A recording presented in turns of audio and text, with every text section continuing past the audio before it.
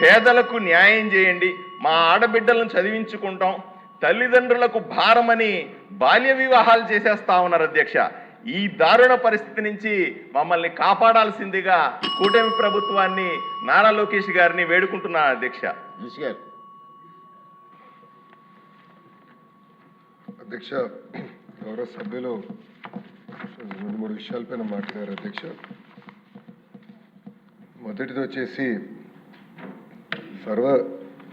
సమగ్ర శిక్ష అభియాన్ కింద ఉన్న ప్రాజెక్ట్ కింద పనిచేస్తున్న ఉపాధ్యాయులకి, అదేవిధంగా డేటా ఎంట్రీ ఆపరేటర్స్కి జీతాలు ఎంత చెల్లిస్తున్నారు దానిపైన మారటం జరిగింది అధ్యక్ష. నా దగ్గర ఉన్న సమాచారం మేరకు మేము 4 రాష్ట్రాలతో కంపేర్ చేసాం. ఒకటి ఆంధ్రప్రదేశ్, తెలంగాణ, కేరళ, తమిళనాడు, దక్షిణ భారతదేశంలో ఉన్న రాష్ట్రాలతో మేము కంపారిజన్ చేస్తే ఆంధ్రప్రదేశ్ మనం ఇస్తున్న జీతాలు వన్ ఆఫ్ ద హైయెస్ట్ అధ్యక్ష. నంబర్ 1. నంబర్ 2, గతంలో సుమారుగా 3 నెలలకు ఒకసారి జీతాలు వేసేవారు. అలాంటిది ఈరోజు 1వ తారీఖు నాడు మేము జీతాలు వేస్తాం జరుగుతుంది అధ్యక్ష. ఒకసారి కానీ మీరు ఈ ప్రోగ్రామ్ చూస్తే ఇది సిఎస్ఎస్ అధ్యక్ష, సెంట్రల్లీ స్పాన్సర్డ్ స్కీమ్. అంటే 60% కేంద్ర ప్రభుత్వం ఇస్తుంది, 40% రాష్ట్ర ప్రభుత్వం ఇస్తుంది. మనం ఏం నిర్ణయం తీసుకున్నా కేంద్ర ప్రభుత్వ ఆమోదంతోనే తీసుకోవాల్సిన అవసరం ఉంది అధ్యక్ష. అందుకే నెక్స్ట్ పిఏబి మీటింగ్ అనేది జరుగుతుంది. ఆ పిఏబి మీటింగ్లో తప్పనిసరిగా మనకు పనిచేస్తున్న వాళ్ళ కోసం తప్పనిసరిగా మేము పోరాడుతాం. జీతాలు పెంచేదానికి మీ కేంద్ర ప్రభుత్వం కూడా సంప్రదింపులు చేసి మేము ఆ ప్రక్రియ ముందలు తీసుకెళ్తామని గౌరవ సభ్యులు తెలియజేస్తున్నారు అధ్యక్ష. అదేవిధంగా అధ్యక్ష, మీరు చూస్తే సీజనల్ హాస్టల్స్ గురించి చెప్పారు. తప్పనిసరిగా 100కి 100% అవసరమైన మేరకు సీజనల్ హాస్టల్స్ శాంక్షన్ చేయడానికి ప్రజాప్రభుత్వం సిద్ధంగా ఉంది అధ్యక్ష. ఇది ఎందుకు చెప్తున్నానంటే అధ్యక్ష, మనం తీసుకునే కొన్ని నిర్ణయాల వల్ల మన జీవితాలు మారుతాయి అధ్యక్ష. నా జీవితం అలా యువగలం నిర్ణయం వల్ల మారింది అధ్యక్ష. రాదోని మంత్రాలయంలో నేను పాదయాత్ర చేసినప్పుడు ఆ ప్రాంతం ఎంత వెనుకబడి ఉందో నేను కల్లారా చూశాను అధ్యక్ష. నంద్యాల పార్లమెంట్కి, కర్నూలు పార్లమెంట్కి ఎంత డిఫరెన్స్ ఉందో స్వయంగా నేను చూశాను అధ్యక్ష. ఇన్ఫ్యాక్ట్ నిన్న జరిగిన ఎస్ఐపిబిలో కూడా మీరు చూస్తే కర్నూలు పార్లమెంట్కి ప్రత్యేకంగా వస్తున్న పరిశ్రమలకి అదనంగా ఇన్సెంటివ్ కూడా ఈరోజు ప్రజాప్రభుత్వం వాళ్ళకి ఇస్తుంది అధ్యక్ష. ఎందుకంటే ఆ ప్రాంతాన్ని పైకి తీసుకెళ్ళాలి, ఆ ప్రాంతాన్ని ముందుకు తీసుకెళ్ళాలి, పెద్ద ఎత్తున పెట్టుబడులు తీసుకెళ్ళాలనే లక్ష్యంతో మేము పనిచేస్తున్నాం అధ్యక్ష.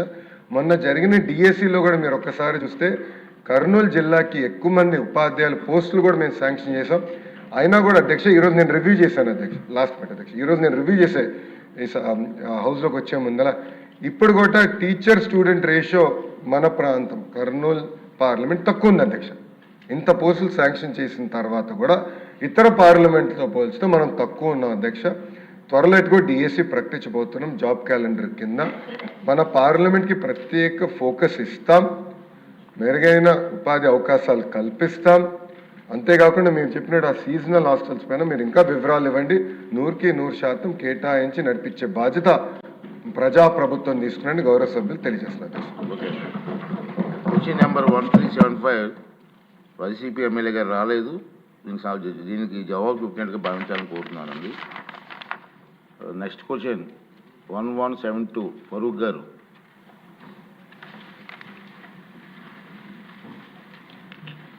నమస్తే అధ్యక్ష. ఏ ప్రశ్నకు అధ్యక్ష? క్రైస్తవులకు సంబంధించిన ఆస్తులు ప్రభుత్వ నియంత్రణలో లేవు. అయితే చట్టపరమైన విరుద్ధమైన బదిలీలకు సంబంధించిన ఏవైనా ఫిర్యాదులు వచ్చినచో ప్రభుత్వం వాటి సంబంధిత అధికారుల ద్వారా పరిశీలించి చట్టపరంగా తగిన చర్యలు తీసుకోవాల్సి ఉంటుంది. బి ప్రశ్నకు ఈ ప్రశ్న ఉత్తరం కాదు. సి ప్రశ్నకు ప్రస్తుత క్రైస్తవ ఆస్తుల పరిరక్షణ కొరకు ప్రత్యేకంగా ప్రభుత్వ పరీక్షలో ఎలాంటి నిర్దిష్ట ప్రతిపాదనలు లేవు. అయితే ఈ ఆస్తుల పరిరక్షణ సంబంధించిన ప్రస్తుత చట్టపరమైన నిబంధనలు వినియోగించబడుతున్నాయి.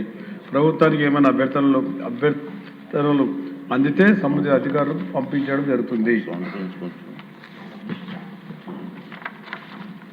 వెంకటరాజు గారు. అధ్యక్ష, స్వతంత్రానికి ముందు నుంచి కూడా క్రిస్టియన్ మిషనరీస్ సామాజిక బాధ్యతతో పేద వర్గాలకి విద్య, వైద్యం, ఆరోగ్యం అనే అంశాల మీద విశిష్ట సేవలు అందించడం జరిగింది అధ్యక్ష. అయితే 1980 తర్వాత ఈ డిస్ట్రిక్ట్ రిజిస్ట్రార్ ఆఫీసెస్లో